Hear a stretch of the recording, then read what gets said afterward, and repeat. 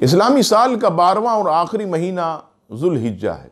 अल्लामा उमर बिन अहमद आफंदी अलैहि रहमा फरमाते हैं कि इस माह जुल्हिज्जा यानी इसे जुल्हिज्जा इसलिए कहा जाता है कि इसमें हज अदा किया जाता है। इस माह मुकद्दस की इब्तिदाई 10 रातें बहुत फजीलत वाली हैं। इन 10 रातों से मुतालिक अल्लाह करीम कुरान मजीद में इरशाद फरमाता है, वल फज्र वलियालिन अश्र, उस सुबह की कसम और 10 रातों की।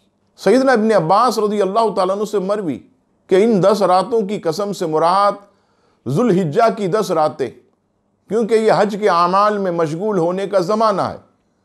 अल्लाह करीम ने इस 10 रातों की कसम इरशाद फरमाकर यह जाहिर कर दिया कि ये रातें अल्लाह के नज़दीक अज़मत वाली हैं।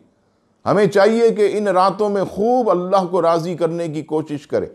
अब एक और हदीस समात फरमाइए, तिरमिज़ी शरीफ किताबुस्सौम हदीस नंबर 757, फरमाया, जिन दिनों में अल्लाह की इबादत की जाती है उनमें से कोई दिन जुल्हिज्जा के 10 दिनों से ज़्यादा पसंदीदा नहीं।